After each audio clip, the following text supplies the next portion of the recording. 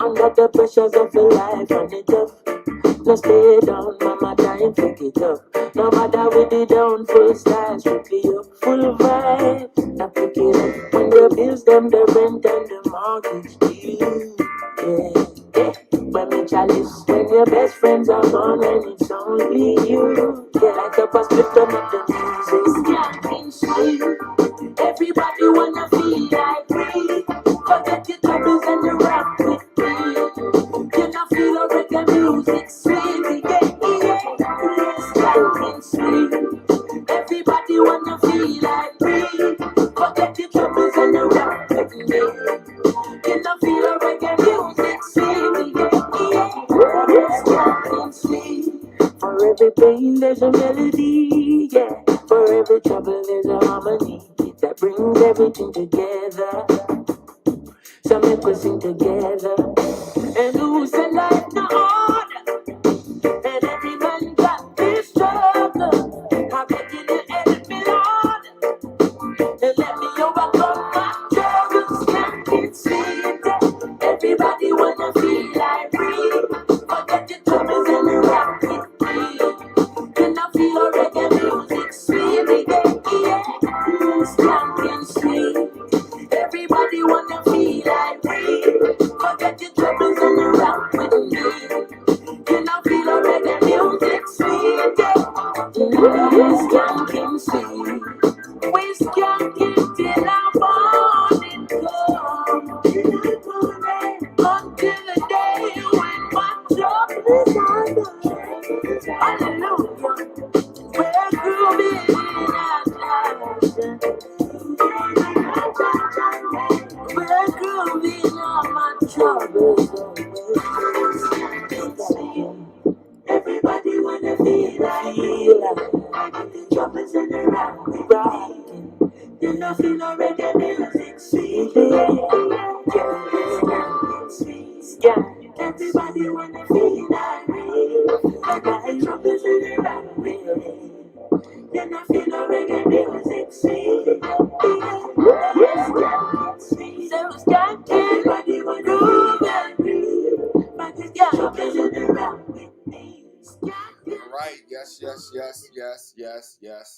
What is up, beautiful human beings? This is H Soul coming to you this beautiful Sunday morning. Listen, yes, Diamond, you're absolutely right. We got the Palo Santo going. You know, we gotta keep the vibes right.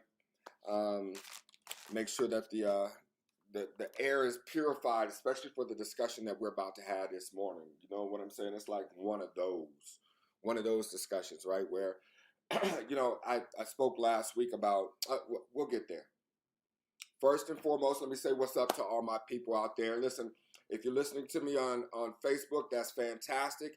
It would be dope if you could check me out on Crowdcast as well. Crowdcast allows you the ability where I can bring you up on screen, because this particular show, we're going to be a lot more interactive, because this is something, the topic is something that everybody can connect to when we're talking about relationships, right? We've all had them of one sort or another, whether they've been romantic, whether they've been familiar. You've been in a relationship, right? You're in a relationship right now. And so we're going to take a deep dive, or pretty fairly deep dive into this subject this morning. And so really super excited about the topic, and about delving into the topic and hearing your feedback and getting your feedback on it. First of all, let me say what's up to all my Facebook people. Listen, I love the fact that you came to check me out on Facebook. What's up, Max? What's up, Patrick? I see you, Ruth. These things are moving, but I see that. I'm going to say what's up to Joy. I saw Kareem was in the house. What's up? My girl LaShanta's in the house. What's up, Sister Lanice? Oh, y'all came out for this one, huh? Y'all came out for this one. I see how we're doing this now. I see what the deal is. All right, well, good. I'm glad you came out for this one because we are going to do a relationship reset this morning. We going to talk about it, right? Yeah, I'll drop the Crowdcast link in here right now, Sammy. What's up, Sammy? It's good to see you, sister. As always, there's the Crowdcast link right there. Oh, almost forgot my water. Hold on. All right, so for those of you, if this is your first time tuning in, let me explain to you, we only really have one thing really going here that you need to be aware of. And that there will be times when I'm talking throughout the course of in these discussions, and I'll be going on and on and on. And so the spirits will hit me, and I'll be saying some really dope, insightful shit. And when I'm doing that, I may need to just take a break and take a moment of libations. And when I do that, I say water. Now, the real reason why I do that, what I just told you is really just hyperbole. What I'm really doing is trying to get my 8 glasses of water a day. And that's really been super hard for me. When I'm feeling it, I'm going to say water, like this, water, and then I'm going to drink. And now when I drink, you're supposed to drink. Now, if this is your first time tuning in, you need to go get a glass of water right now because we all do it. It's like a healthy drinking game, right? So that we can all stay hydrated as we're going throughout this exercise of dealing with the material that we're talking about. So when I move, you move just like that. So water.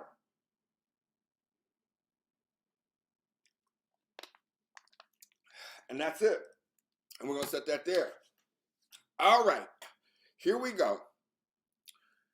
All right. So, all right, Sammy, you going to brunch? All right. Is this a boo brunch? Because you might need to invite your boo to this broadcast so that we can just get all this relationship stuff cleared up right from the get-go. Right? So you might want to think about that. So now she don't know. All right. So let's go ahead and get into the topic because I get the feeling we're going to need a whole hour for one. And two, let me say this. Please feel free, if you have relationship questions as we're going through this material, do not hesitate to reach out and say, listen, H-Soul, this is what I have going on. What do you think about that, right? What do you think is going on with that piece right there? So don't hesitate to reach out with that. What's up, my sister Trina's in the house. It's good to see you, sister. Okay, so here we go. What is the topic? The topic today is why most of us are going to ruin our relationships. Now, excuse me for being so extra cheery and optimistic as far as relationships are concerned, but relationships are something that in the West we have totally screwed the pooch on, right? We have it totally backwards. And many of us get so far down the line in this thing before we wreck a few relationships, maybe a few marriages. We wreck a few hearts. We wreck a few, right? Like what is the there's a quote that speaks to it exactly. If you don't create your life by design, you will create your life by disaster. And that's how most of us go about setting up our relationships, right? It's like a bumper cars. Like if we figure it out, we figure it out. It's like being at Elitch's, right? And so I want us to hop into this topic straight ahead. I want us to deal with the topic straight ahead. And so I'm going to set some forward things right now, right? And again, if you have first of all, this material is going to sound new for a lot of you. Let me just say that. This material is going to be new for a lot of you who are tuning in. A lot of you who are used to this idea of romanticism, right? Let me start there. The idea of romanticism is an idea that is not only antiquated, it never worked, right? Romanticism was something that was created in order to get men just for a moment to suspend their misogyny long enough to procreate.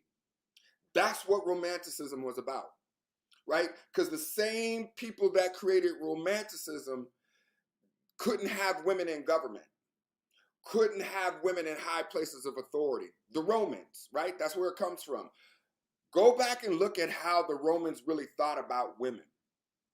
In fact, in Roman culture and Roman philosophy, the highest love was considered man to boy. You ain't got to believe me. Go check it.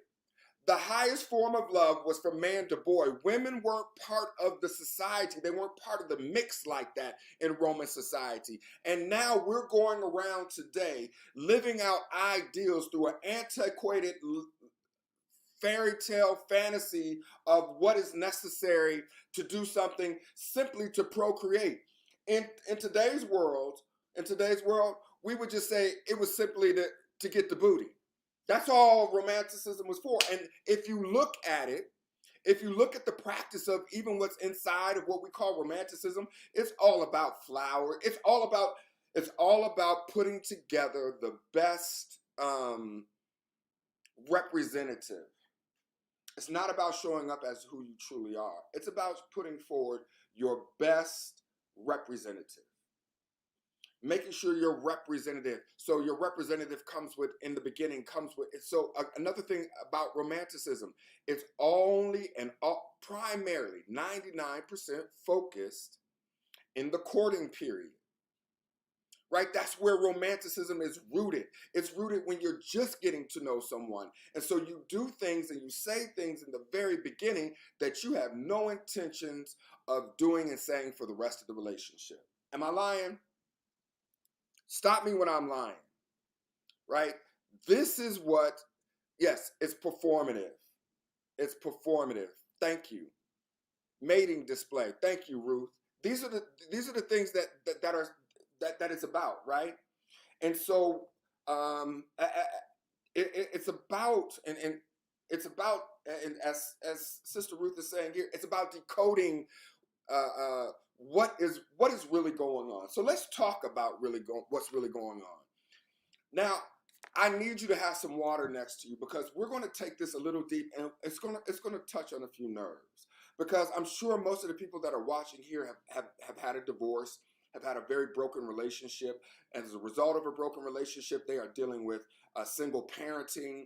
They're dealing with having to deal with the ex in some old jacked up ways, right? This is a topic that's meant to touch home.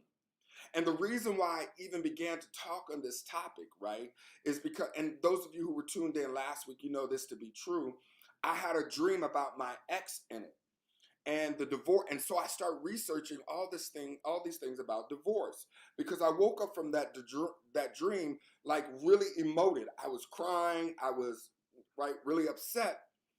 And I realized, right, that I had some more healing to do around relationships. And so this is about a journey that I'm taking, and that I just want to share what I know about relationships and what I've experienced about relationships. And I want to hear from you what you have experienced, what you feel about it. I also want us to be clear here, right? All fingers on the hand aren't even. So just because you've been in a relationship and you fucked up a few relationships doesn't make you a relationship expert, right? What makes you a relationship expert is if you're good at relating. And what makes you're good at relating is, what's your relationship with your mother? What's the relationship with your father? What's the relationship with your siblings? What's the relationship with the people, your work people that you work with? What's the relationship with the people in your household? Before we even get to the relationship of your partner or potential partners, right? Because the way you relate with anyone is the way you relate with everyone fundamentally. Fundamentally, right? Fundamentally. Let me stress that. So there's that piece to it. And just so that you're clear, I'm going to be keeping up with people on Facebook. I'm going to be going to both sides, right? So here we go. So here's to my black and brown people, to my working class poor white folk.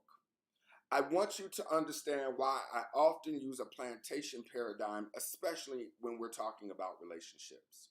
Because where we learned how to relate with each other, or where we were trained to relate with each other, was on the plantation. So most of us today are carrying out plantation type relationships. That's what we're doing. We don't know that we're doing that, but if you look at people like Dr. Joy DeGreen, she'll tell you that we're playing out plantation relationships. If you look at people who have written on this extensively, Dr. Frances Cress Welsing talks about we're living out plantation relationships, right? Amos Wilson talks about living out plantation relationships. And so most of us, in our quest for wanting love and partnership, are actually playing out plantation thinking type in our relationships. So how does this show up? How does this show up? There's one primary way that this shows up as, and listen, get your water next to you, because I'm about to bring it where you are. The way that you know that you are in a plantation type of relationship, or that you have a plantation type of mentality in your relationship, is if one or two things. If in the relationship you are seeking to own somebody and control them, or if you view love as being controlled or owned by somebody. Water. I'm gonna give you a second to think about that. Water.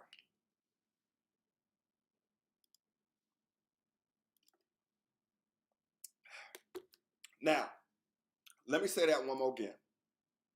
Most of you, most of us, especially oppressed people, because we were brought to a capitalistic society where our worth was valued in materialism, the worth of ownership. We are in an ownership economy. We are in an ownership society. So the way that value is shown to us was in ownership. This was started on the plantation. Black people were owned. Some white people were owned. Brown people were owned. Only people that were free were the masters of society. Listen to that. The only people that were free were the masters of society. And even then, we're really talking about white men. Those were the only free people in our society. Everybody else was owned. So in relationships, we tend to think of being in relationship with, do I own this person, or do I want to be owned by that person? Asama Lahaya. Do you understand what I'm saying to you? Let me get another drink of water.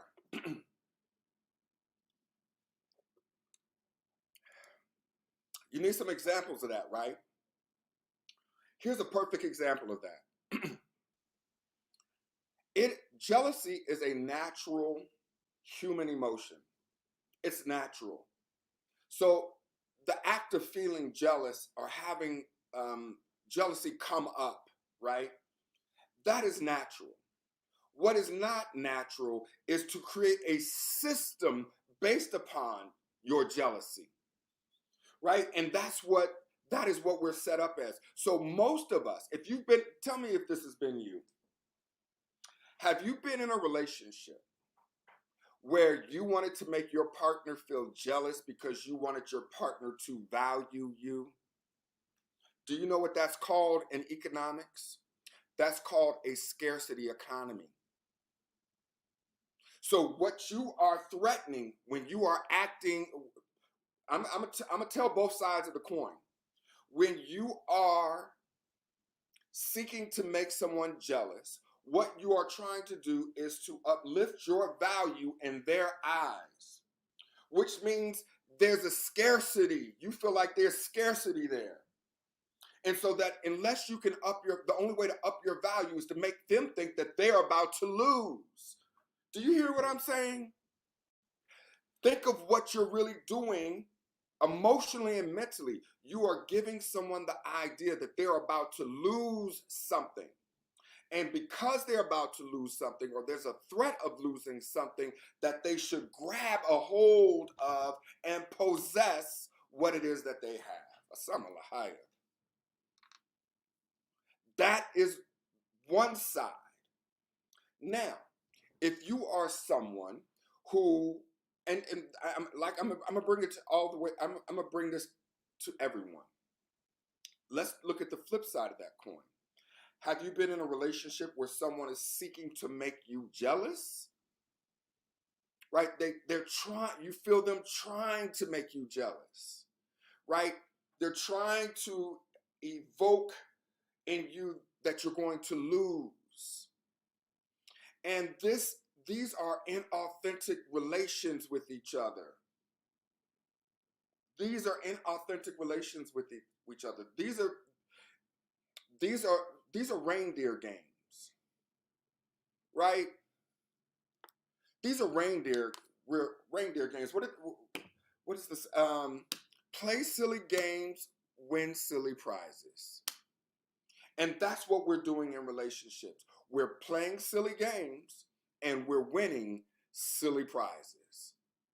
And then we're wondering why our relationships, yes, there it is, play stupid games, win stupid prizes. But I like silly. I don't want to hurt nobody's feelings. We're already talking about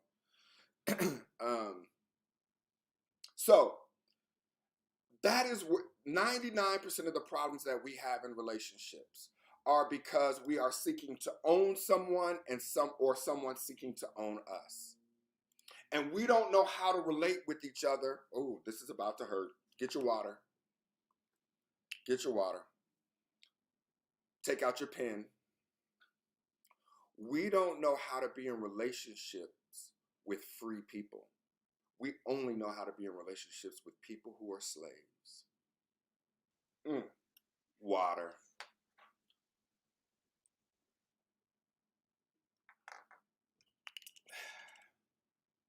So, think about what I'm saying. If you are in a relationship where you are being pulled by, what is it to be free? To be free means that you are free to choose. You're free to choose. Most of us want a relationship that once the ring goes on the finger, then your freedom of choice is over, bruh. That's it. Once you're in a relationship, this is you talking. Once you're in a relationship with me, right? What do you call it? My girlfriend, my boyfriend, my husband, my wife, mine. I'm his wife. I'm her husband. The language is set up for ownership. Right? The language is set up for ownership. And because this is a slave-based, this is not a society built on freedom, it's a society built on ownership. And where there is ownership, there is no freedom. Write that down. Where there is ownership, there is no freedom. You cannot be owned and free at the same time. You can't want to own, listen, dropping dimes. You can't own someone and you be free. You can't own somebody and be free yourself. And see, this is the tricky part, especially for men. We want to control women because in this society, that's the way we've been set up to do. This is my house. This is my kingdom. And so the woman becomes something that we own. But if you want to own her, you want to possess her, but you don't want to be possessed by her. Am I talking to somebody? So here's the thing about that. You can't own people and be free yourself. What does Martin Luther King said? You can't hold a man down without being down with them. So ownership is a two-way street. And so where that is, there's no freedom in that. There's no freedom in that. You want to, and what do we do? This is what we do. what we do when someone doesn't behave, and I just had this conversation right before we went on air, that most of us behave in a relationship under threat of removing of love. If you don't behave like XYZ, I won't love you. So that's our whip. Let's continue to build out the whole paradigm. What is our whip? Our whip is, unless you behave the way that I want you to, then I'm not talking to you. We're not exchanging energies anymore. I'm cussing and fussing at you. I'm financially manipulating the home. Right? This is what's taking place in relationships right now. And as pretty as you can make it, right? This is what Western society tries to do. They try to make this ownership relationship so beautiful. Hollywood spends billions of dollars trying to make this model of relating work. But you don't have to believe me. Go check the statistics. Half of all marriages in the United States will end in divorce. But let's get this. Divorce is one of the better outcomes that can happen. Just staying together doesn't mean that you're successful, by the way. Just 50% of the people feel like they better move out with the other spouse before somebody catch a case. Or they've caught a few cases and they got to move out anyway. One of the two. I'm talking to somebody. You ain't got to raise your hand. You ain't got to raise your hand. So let's not continue to focus on, where are we? We're at 10:40. Okay, so we still have a little bit of time. And I want to leave a little bit of time here at the end because I do want to allow some opportunity to ask questions. So what is the solution to this? So there's something called and a brother and sister of mine that I went to Howard with, and they do relationship counseling. And we're going to be working together a lot more in 2021. They have something that they do and engage in called progressive relating. And progressive relating is based upon 6 tenets. And so what I would like to do with the rest of our time, right, is to talk about the solution, right? I want to talk about the solution. And I want to talk about the solution so that if you're in a relationship now, it could be a better relationship. And if you're looking to get in, but let me tell you very clearly, most of us have stankin' thinking on this. Excuse me. Most of us have stankin' thinking. How do you keep the desire for ownership in check? That's a great question. My man Gene over on Crowdcast asked this question. How do you keep the desire for ownership in check? Well, see, here's the beautiful thing about it. The first thing that I would say is that you have to have a daily mindfulness exercise. And the second thing is that the other person that you're trying to own, they will let you know it. Just like slaves used to let their masters know it if they was paying attention.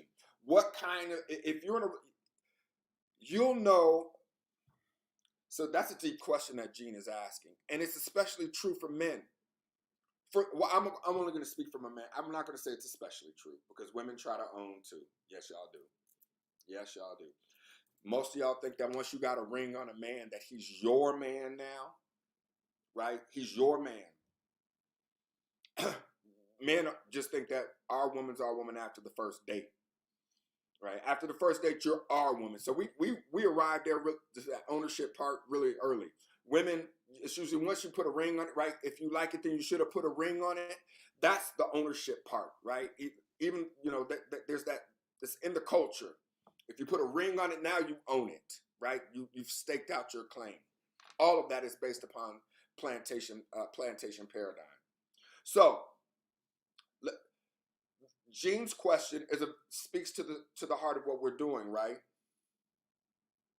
Right. Sammy said he's still single. She's not. Exactly. False communication pieces set up. How do you keep the desire for ownership in check? You have to be involved in a daily mindfulness exercise. It has to be part of your relating, right? The way that you keep it in check, right? Because again, Gene, to your point, those feelings of jealousy are going to arrive,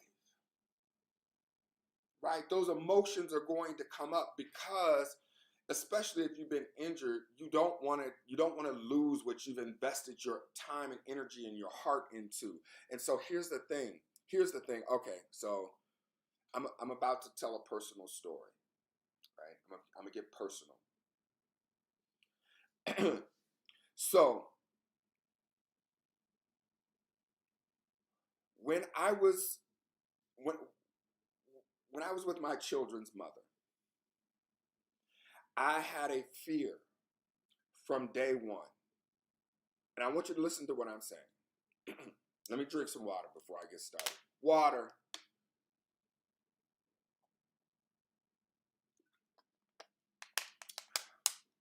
When I was with my children's mother, we were together for 15 years.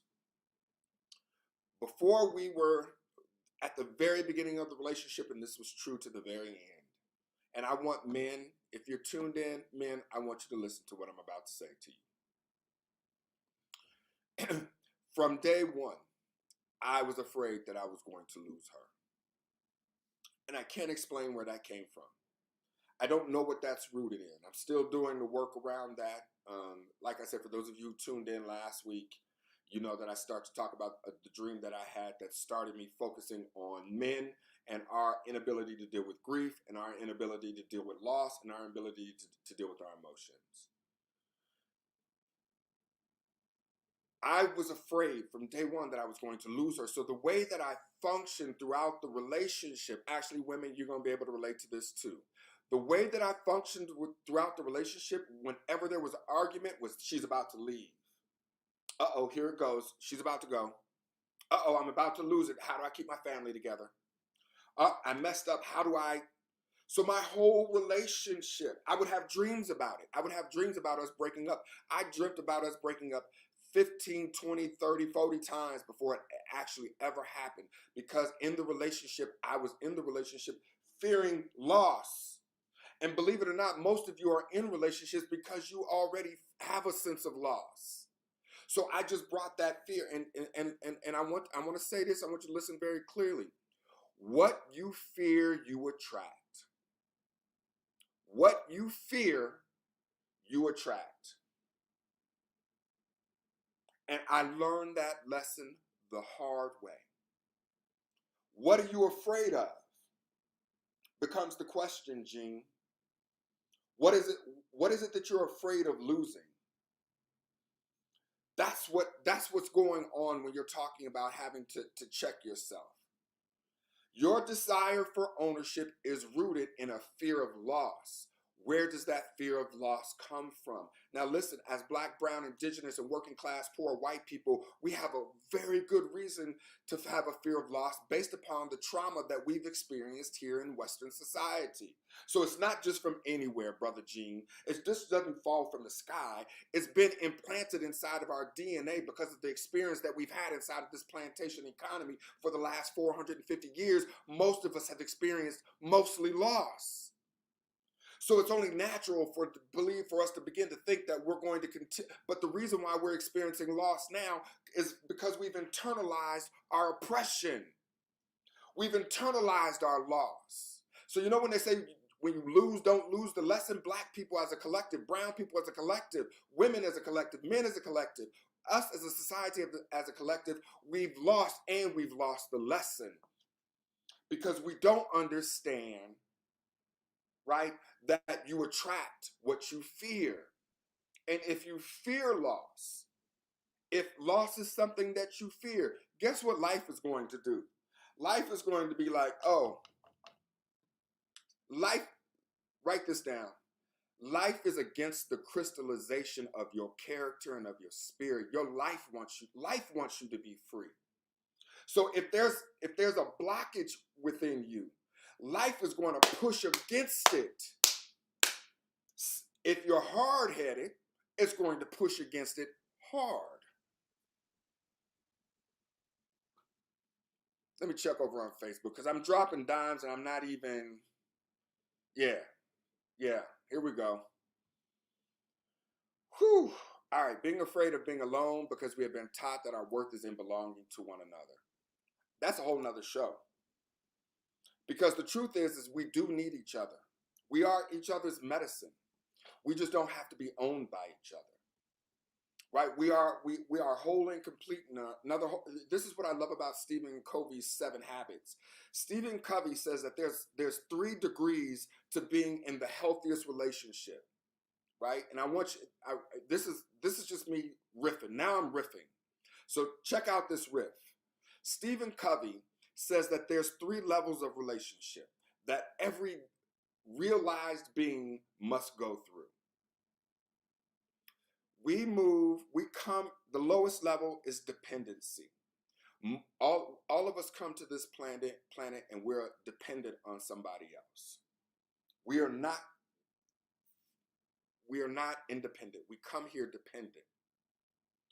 From dependency, we move into, if we're allowed to be healthy and grow, because a lot of us are not allowed to be healthy and grow, we have to fight for it, and some of us aren't successful. We move to the level of dependency. That's the next level, independency, I'm sorry. So you're dependent, the next level is independency. So now you're independent. You're paying your bills, you got your own money, you got your own car, you got your own house, you got your own, Gucci bag, you got your own this, you got your, somebody's already ahead of me there. Someone has to be the star of the class. The third level, which is called the highest level, is interdependence. And interdependence is when 2 or more independent people come together and work out a deal with each other. Oh yeah, you know the deal. You know the deal, Kalila. There's one in every classroom. So check out the levels. Dependent, independent, the highest level is interdependence.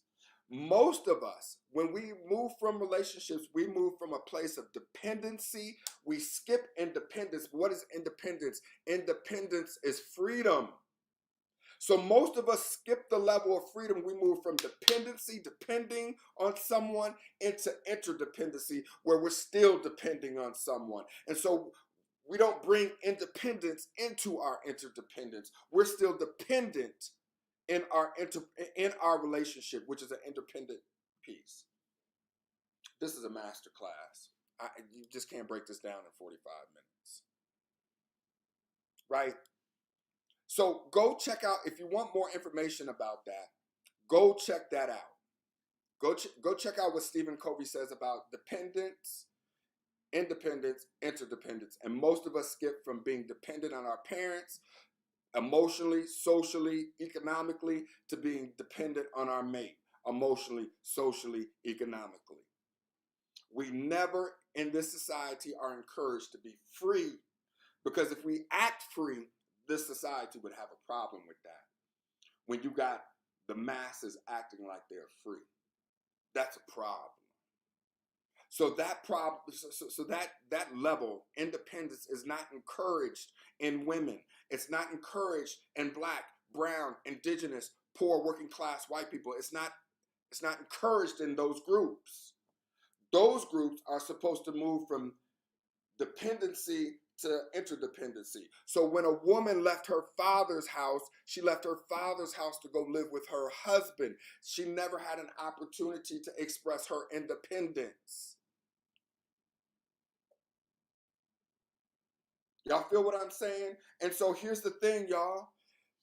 What y'all are, most of the time, what you're beefing about in your damn relationship is the fact that either you're trying to get your freedom and your partner's trying to stop it, or your partner's trying to have some freedom and you're trying to stop it because you're scared. because you scared, because you ain't done the work necessary to be independent. And so you're trying to own or be owned by that other person or persons.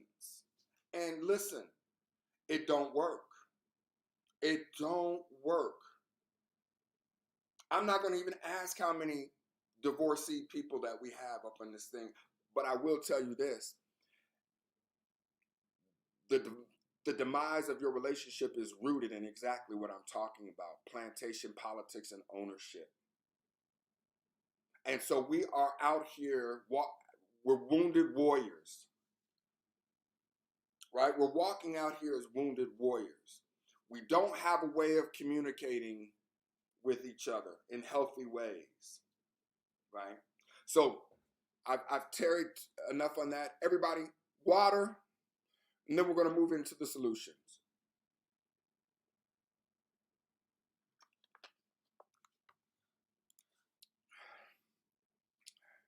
My man Jeremy, being independent is looking at as selfish when you're in a relationship and your partner has needs that interfere with your independence. That's a great point, Jeremy. When people try to express their own freedom inside of an interdependent relationship that has skipped the independent phase, then the person begins or thinks that you are being selfish because you are expressing your independence. Listen, if you're in a relationship, Kalila asked, what is interdependence again? Think of interdependence as two corporations. If we're going to use the plan, think of it as two independent, right, entities coming together. Best example that I can think of off the bat. Think of it like the NBA or the NFL. Today is football, Super Bowl Sunday. Think of one team and another team, and these teams come together to play a game. This game is called marriage or relationship or whatever. But these are two different teams. They got different likes. They got different uniforms. They got different chants. They got different plays. And they come together to make one super friend team. Think of it that way. Interdependence is the way things work together when two entities come together to make one. The two entities are still there. So right now, my hands are interdependent. They are locked in relationship with each other. But my left hand has different needs than my right hand. Just because you come together and you're in an interdependent relationship does not mean you lose your independence. It just means when I move, you move just like that. But it's based on agreement. It's not based on force, right? It's based on us working together, right? I hope that helped. Yeah, most of us have never experienced that, Kalila. That's why we're here, by the way. That's why when I first started, that's why we're here, sis. Right? So here we go. Let's talk about solutions. And in order to talk about the solutions, we got to highlight where the solutions come from. So there's 6 solutions to removing yourself and changing your mindset so that you're in a healthy, interdependent relationship. And if you're single, so that you're attracting a healthy interdependent relationship, that you're not attracting a relationship that's rooted in dependency, that you're not attracting a relationship that is rooted in independency. And that's where a lot of people are caught up too. Let me say that before we move on. A lot of people talk about being independent as the be all to end all. And that is Western man. They're super, super focused on being independent. And independent is the highest level in the Western man's mind of what you can be. I don't need anybody. I don't need nobody to pay my bills. I don't need nobody to buy me dinner. I don't need anybody to, right? And if you think I'm lying, just go and check what the toy industry is doing right now. It's at an all-time high. People are real independent these days. Real independent. They got, no, I'm going to say that for another show. They got machines, y'all. That's all I'm going to say. I ain't going to even go deep. They got machines to do it to you and you could do it too. We're there. We're there. That's from a keen sense of wanting to be so independent. Yes, the whole is greater than the individual part. Thank you, Gene. Right? And so let's move into, with the time that we have, let's move into the solutions. And there's 6 solutions, right, that I want you to bear in mind. There's six tenets of advanced relating that I want us to think about, right? The first of these is that in a relationship, there is no shame, there is no blame. Oh my goodness. If you were to master just this one, most of you are in relationships where you are either shaming or blaming your partner into behaving the way that you want them to behave. Or you're in a relationship where your partner is shaming and blaming you for the way that you are behaving in order to try to get you to be in alignment with their vision of what they see the relationship going to. You cannot be in a state of shame and be in a state of freedom at the same point. To be free is to be free of shame and to be free of blame. If you are blaming, let me say this one more again. I ain't even said it yet. I'm already saying it one more again. If you are in the state of blaming your partner or your ex-partner for why the relationship failed or is failing, then you are the problem, right? Because you are losing track of the first tenet, which is that life happens through you and not to you. So whatever your partner is doing, on some level, you are attracting that. There's something in that relationship where you are blaming, or some of y'all only go into relationships so that you can blame or shame your partner. Some of you ain't even broke. You ain't even got a boyfriend or a husband yet, and you're already blaming them for the reason why that relationship ain't gonna work. Water. Whew, that was a That's the first tenet. No shame, no blame. Right? It's the first tenet in relating. The second one, and this one's gonna hit you on your toes. There are no victims and there are no villains. Let me say that one more again. There are no victims and there are no villains in a relationship. You are not being victimized by your partner. If you are staying in that relationship, that is a choice that you're making. You made a choice to get in the relationship. Real victims don't have choices. And so a lot of us move inside of relationships and then we feel like the other person is victimizing us. You're hurting me. No. That's not what's happening. They are doing something to try to get their needs met. Healthy or unhealthy, whole nother Oprah. But they're trying to do something trying to get their needs met. It is bothering you. It may not be in alignment, it may not be healthy, but they're not victimizing you. You are not a victim, and they are not a villain. And you are not the villain, and they are not a victim, because it goes the other way too, right? Many of you have been in relationships and people try to determine and say that you were a victim or that you're the villain. No, there are no victims and no villains in a relationship. We're two free people. We came into this relationship. We've attracted each other to learn a lesson. Wait a minute.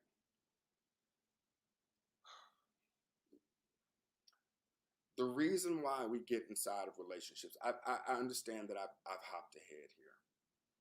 There's only one reason why you should get inside of a relationship. There's only one primary reason why you should get inside of a relationship. I want you to start, if you ain't been recording, record it from this part. If you have a girlfriend or a boyfriend that's having relationship issues, share right now. Hit the share button because I'm about to drop some science on your ass. Some relationship science on your ass. There is only one reason why you should be in a relationship, and that is to grow. That's the only reason. That's the only reason why I'm sorry. That's the primary reason why you should be in a relationship, is to grow.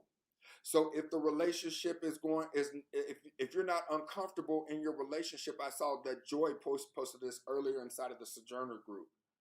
If you're not ever in a point of being uncomfortable in your relationship, then you are not being pushed to grow. So because most of you enter into relationships with the wrong mindset, where I'm in this relationship and relationship is supposed to be the culmination. This is supposed to be fairies and unicorns and Pop-Tarts and, flowers and candy and dinner and, all that romantic bullshit. All that romantic bullshit. The real reason why you should enter into relationship, the real purpose of relationships is to grow. You are in a relationship to have that person grow you, for you to help grow that person, and for hopefully you two to grow together. But if you're in a relationship, listen, have any of you who's listening to this, and this is the way you know I'm telling the truth. How many of us have been in relationships where the other person didn't want to grow?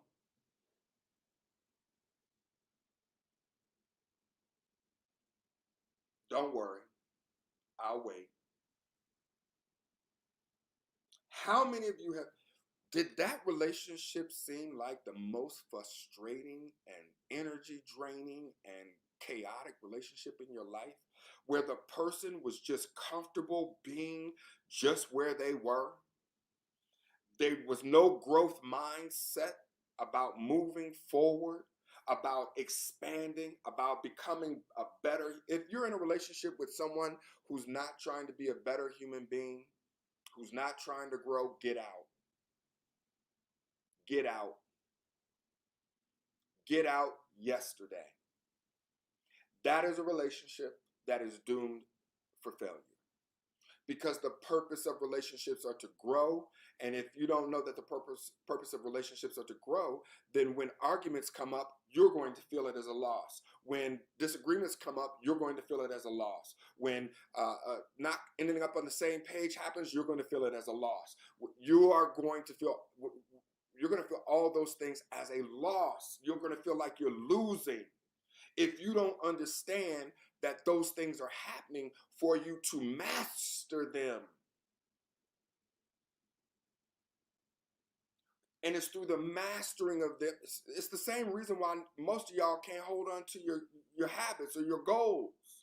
It's because you set a goal, and a goal by definition is someplace that you haven't reached yet. So when life tries to push you, or you set a regimen to try to reach your goal and it starts pushing you to reach it, you quit. Because you just wanted to reach your goal. You didn't want to have to grow to get there. Nobody said nothing about that. But in order to reach your goal, you got to grow. But how do you grow? It's the same way you grow in the gym. You got to lift weights. You got to have something exerting pressure back against you. What you want, what you desire, what feels good, it ain't going to feel good. Growth don't feel good. Who told you that? Growth is not supposed to be comfortable. And many of us are too comfortable with being comfortable. And thus our relationships don't grow, our economics don't grow, our visions of who we are don't grow. We stay in the same stuck ass place. I see the question in here, and I'm going to get to that question. I will get to the question. We're on number 2. Y'all don't let me forget the question inside of the chat room. So y'all with me? Y'all still with me? All right, so here we go. The third tenet of a progressive relating. No cop-outs, no dropouts. Ooh-wee. Listen, I'm going to tell the truth and shame the devil right now. I have been in a relationship. I'm in a relationship where people or the person has broken up with me about 30, 40, 50 times. 30, 40, 50 times. Whenever there's a conflict, there's a breakup. I ain't saying no names. You know who you are. And that is a mindset. That is a mindset, right? No cop-outs, no dropouts. It's very difficult to have a stable relationship when somebody else, most of y'all go into relationships and you don't take off your shoes, you don't take off your coat. In fact, most of y'all in relationships, you don't even turn your car off outside. You like, let's see how this is gonna work out, because I'm ready. The first sign of 1 foot out the door. Thank you, Kalila. Most of y'all enter into relationships with 1 foot already out the door. With 1 foot already out the door. I've been in relationships where listen, this is so funny, and it's so funny what you remember. I remember watching Oprah way back in the 80s, and she had a doctor on her show. And the doctor on her show said, if you got married and you haven't stayed married for at least 5 years, then you're a quitter. Then you didn't even try. That's what she said. And let me say this. I'm speaking out. I'm speaking outside of people that you marry Ike Turner, and in week 6 he or she is physically abusing you, right? I'm talking about outside of that. You should absolutely get out in that circumstance. I'm talking about outside of that, though. You quit at the first sign of growth, first sign of conflict, you're out the door. So the third tenet is no cop-outs, no dropouts. And listen, no, I ain't gonna even go there. That might hit me too close. And I'm the host, so we ain't gonna start. Won't start none, won't be none. The fourth one, as I already said, the fourth one is actually the one I should have made the first one, which is the purpose of relationships are growth.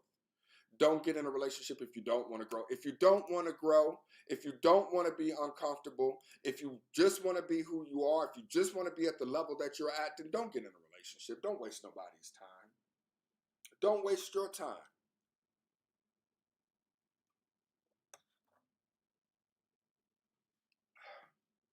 Number 5. Ooh, I'm running late. Number 5, the benefit is love. So we said that the purpose of relationship is growth. The purpose is growth. The benefit of sticking through those areas of growth is love. Oh, shit. I want to say that again, and I want you to hear what I'm saying. Most of you get into relationships for love, not for growth. Love is the byproduct of staying in the relationship because you want to grow. Most of you want to skip that stage and move just to the love part. But where there's no growth, there can be no love. Because love is sticking through something that's challenging and still remaining, this is what I'm in it, I'm committed. Most of us lack commitment, not just to other people, but to ourselves. So the 5th one, right? I know I'm moving slow, right? Thank you, Jeremy. Water.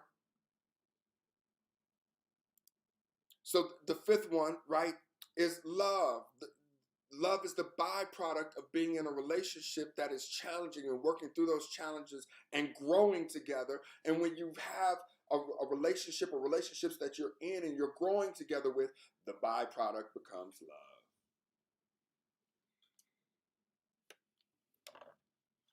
Y'all hear me? All right, let's keep it pushing. The last one, right? And this one's going to hurt you.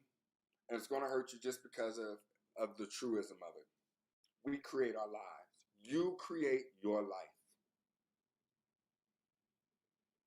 The Creator gave you the life for you to create.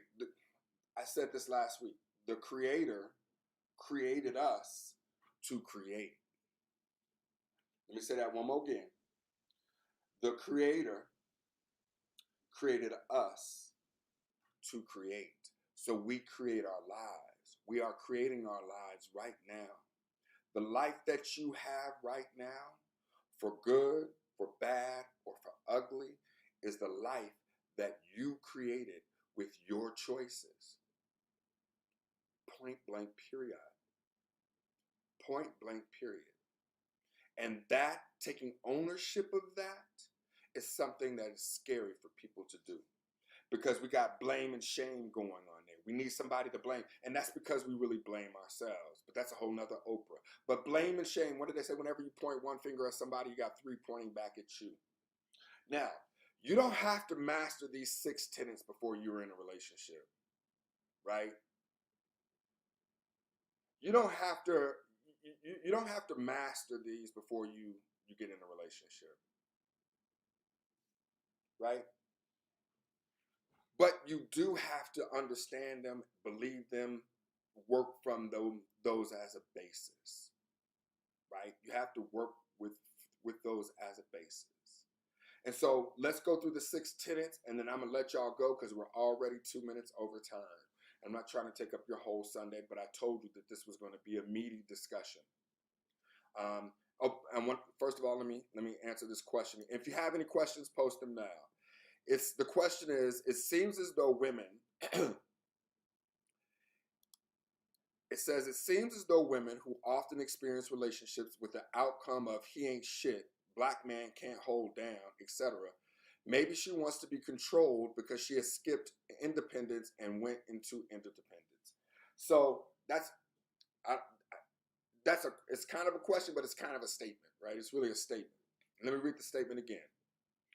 It seems as though women who often experience relationships with an outcome of he ain't shit, meaning at the end of the relationship, she's like, that fool ain't shit, right? Black men can't hold it down. So then all people, right? What's missing out of that equation is the fact that she chose him, right? She chose them. So in order not to blame herself, which she hasn't learned to do, somebody has to be to blame. Somebody has to be to blame. In Western society, somebody is to blame. So in order for her not to take blame, he has to be shit. It was his fault. And so I don't think that this is I see men trashing women as much as I see women trashing men, to be very honest with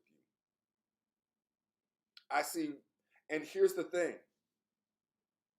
In this society, men don't really have a leg to stand on to blame women when it comes to not doing their work.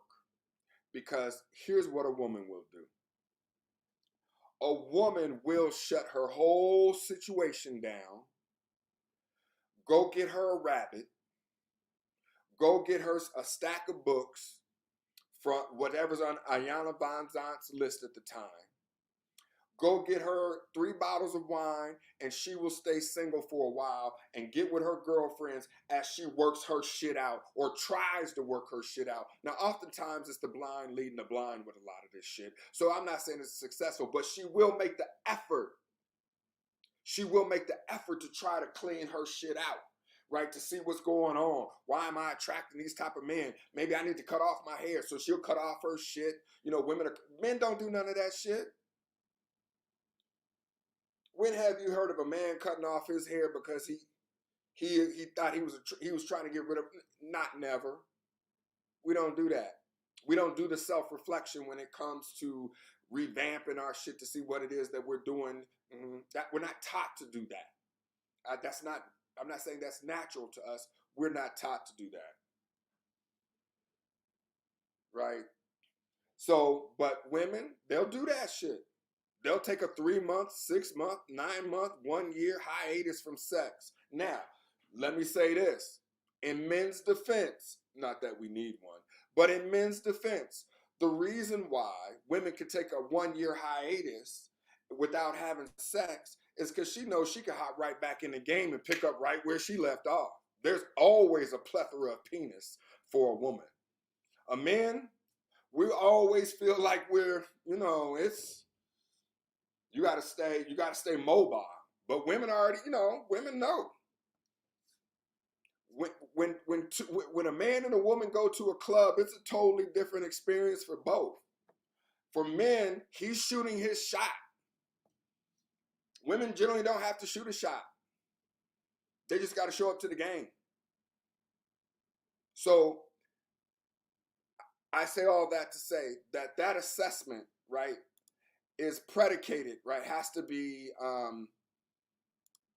it has to be looked at within context. All right, so are we about to? I just read everybody. No, I was just listen. Tell the truth and shame the devil, right? Tell the truth and shame the devil. All right, hold on. I run when I feel my freedom is being compromised or stifled. If freedom within the relationship is the goal, why or how do you stay and grow through it? Ooh, that's a good question. Now, let me answer that question because that's a good ass question. I run when I feel my freedom is being compromised or stifled, right? So if freedom within the relationship is the goal, why or how do I stay and grow through it? That's a great point. So the answer to that question is that most of us go into relationships without having a sit-down conference and meeting. So think of it this way. Black folks 150 years ago, before we got into relationships, we used to do this thing called courting.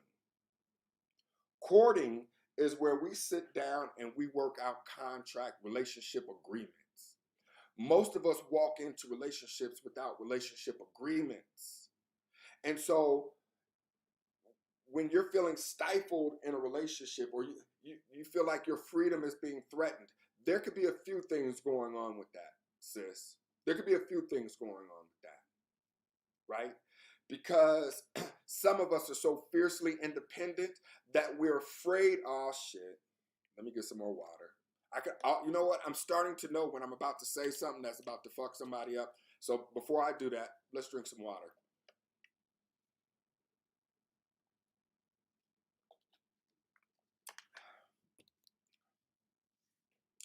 Some of y'all are so independent that interdependence scares you. So you will view interdependence, which is cooperation, which is compromise, right, as a restriction of your freedom, right? So think of relationships in this way. Think of relationships as a solar system. Because of the way that I relate, it really lands well for me because there's several planets in the solar system. Everybody has their orbit. Every planet has their orbit in a relationship. Now, if Mercury just gets a bug up their butt or starts feeling some way and wants to take a wider orbit than it usually takes, it causes problems within the whole totality of the universe. So I say that to say that if in a relationship you have to also understand that once you get inside of a relationship, you have created a solar system, which means that there's interdependence, which means you can't go into a relationship, you can't go into an interdependent relationship trying to be independent still. Right? It's like this right hand is free. When you enter into a relationship, you're stronger, but you don't have all of the flexibility that you had before, right? Because now there's interdependence. Now when you move, they move just like that. So it could be that you have a problem relinquishing your independence to be in an interdependent relationship. And it's because of that, and that could be from a wound. Right? It's not that you were naturally born that way. It's just that you got with some Jake-ass folks in the very beginning. You didn't understand relationships in the beginning. And so you gave your trust and you gave your over to people who weren't worthy of it or weren't ready for you to lean on them like that, to be interdependent with, because maybe they skipped a step and some of their steps were out of line. And because that faltered, then you said, okay, you know what the solution is? I'm just going to be independent. But then you get older Or you move through a period of time and you're like, wait a minute, maybe I do want to get in a relationship, but you want to get in a relationship, but you don't want to relinquish your independence. And that's impossible. There's a piece of your, and you don't have, hear me clearly, you don't have to relinquish all of your independence. That is not healthy. You still must be free, but you have to understand that you're now operating within an interdependent solar system, that everything has its orbit now in order to maintain harmony and balance. I hope that answered your question. I hope that answered the question. Whew. All right. So here we go. So I want to thank you for tuning in. Well, I'm sorry. Don't let me hit the eject button because of this. This is a deep question. Or the deep topic. I don't want to just eject out of it. So if we got to go a little bit longer, I'm okay with going a little bit longer. Are there any more questions on relationships before I get out of here? And this is why. And let me say this. The relationships are fundamental to who we are as human beings. We were made to be in relationship with each other. Mother, daughter, mother, son, husband, wife, wife, husband, son to sister, sister to niece. Like, we're made to be in relationship. We're made to be in community with each other. But what is the state of our communities now? The state of our communities are tragic right now. Tragic. Right? And it's because no one gives us the tools necessary in order to be in healthy relationships. No one gives us the tools to be in healthy relationships.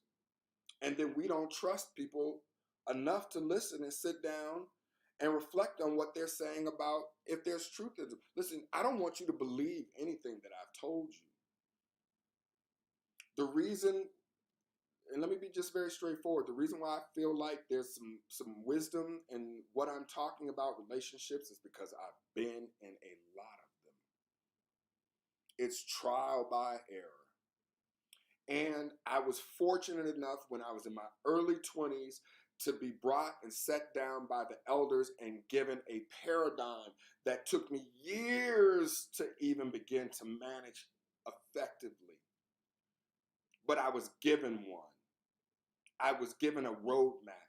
I was given the idea that, listen, right, I was given those things. Just because I gave them at 20, I didn't get proficient at them until I was in my 40s.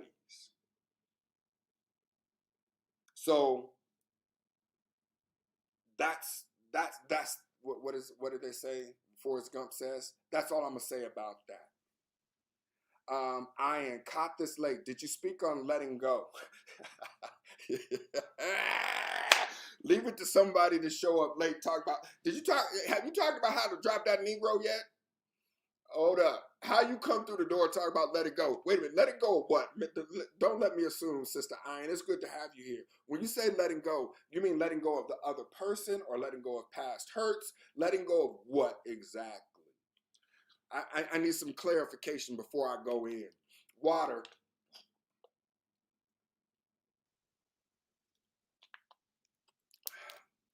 Before I get out of here, let me give some shouts out to those of you that tuned in. What's up, Sammy?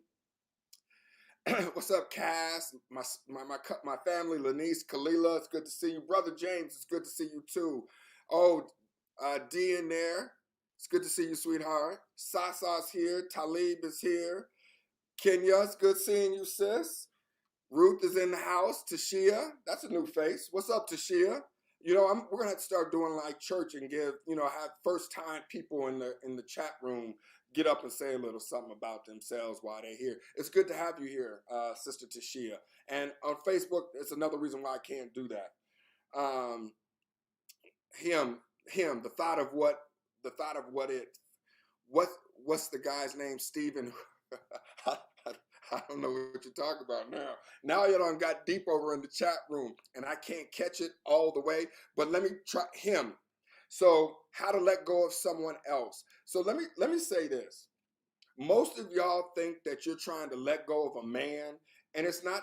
you're not really having a problem letting go of the person. You're having a problem letting go of the idea that you had of what that person was going to be in your relationship. See, and this is really true for women, because women grow up and guess what they do? They're taught to play with dolls. And when they play with dolls, guess what?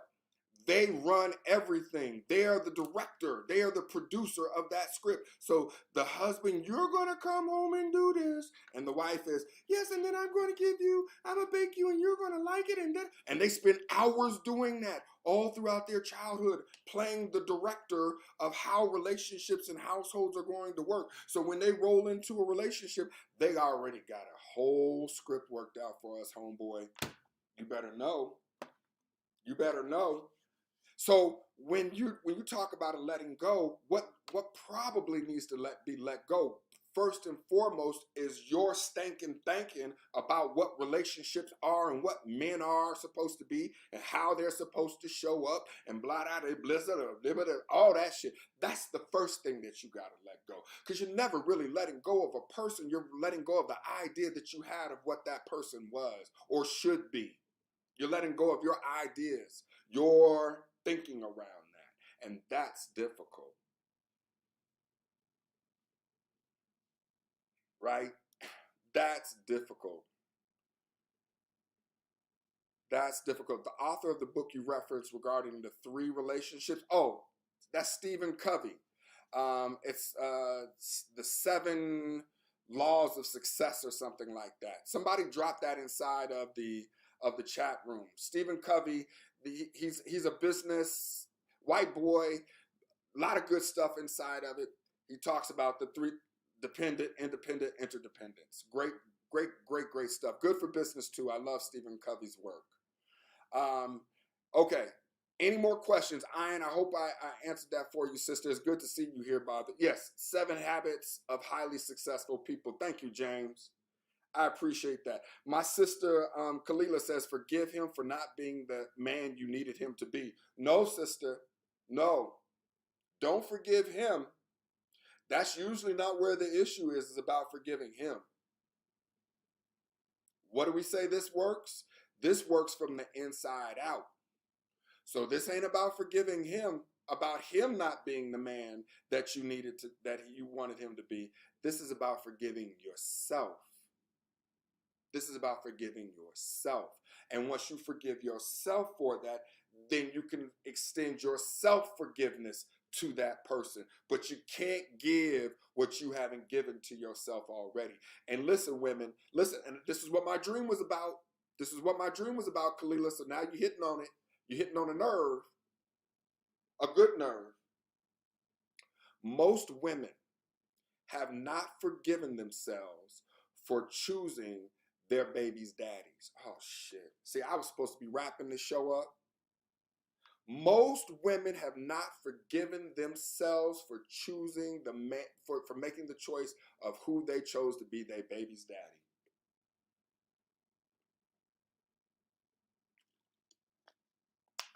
Water. Now I'm going to tell you this story, and I'm going to act like we got 30 more minutes because we just might. I'm going to tell you this story, and then I'm going to attempt to let you go.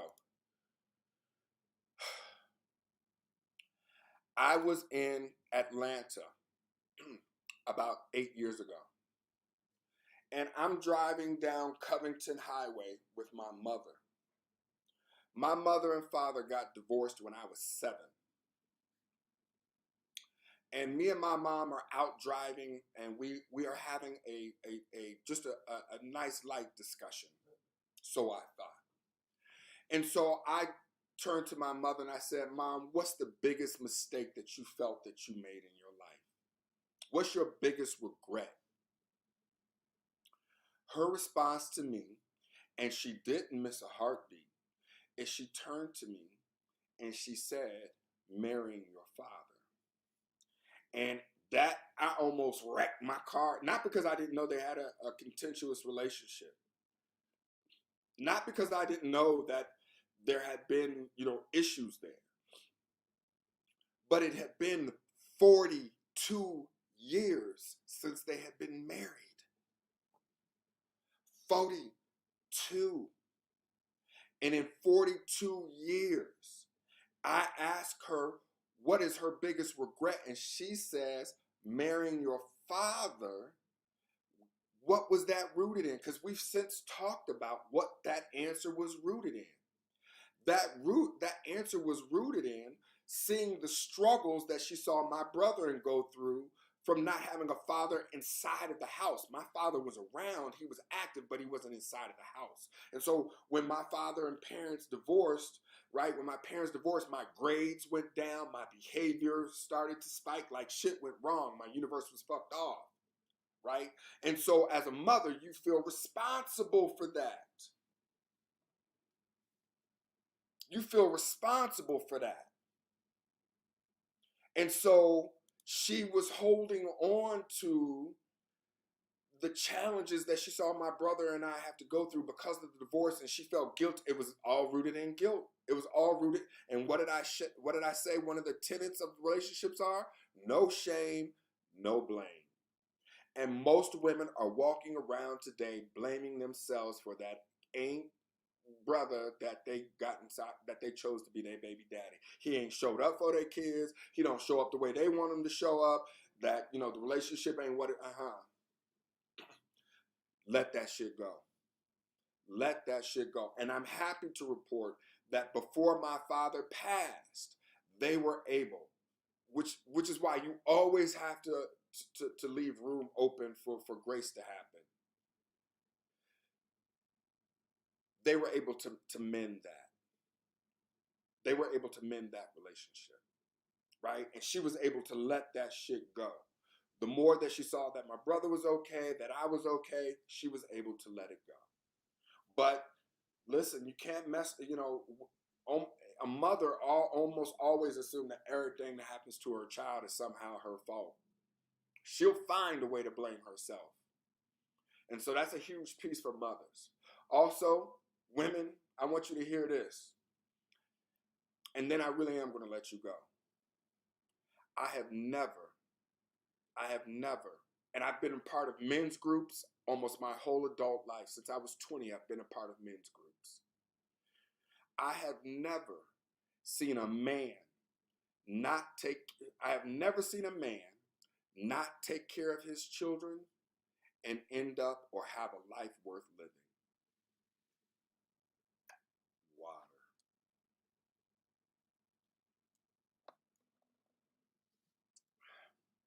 It's like a curse. It's like a curse. When a man doesn't take care of a child that he has produced, if he refuses to be in the life of a child that he has produced for whatever the reason, it is a curse that nothing else in his life works out. I've never seen a man walk away from his children, walk away from his responsibilities, and go on and not live a cursed life. I've never seen it. Not one. Not once have I ever seen it. So women, rest assured in this. When a man is not taking care of his children, when he's not showing up for his responsibilities, he ain't getting away with nothing. When he ain't paying his child support payments or whatever, he ain't getting away with nothing. I know I know you may not see that, but just trust what I'm telling you there. A gray cloud. There's a gray cloud. Thank you, Kalila. That's perfect. A man who doesn't deal with his children lives with a gray cloud over his life.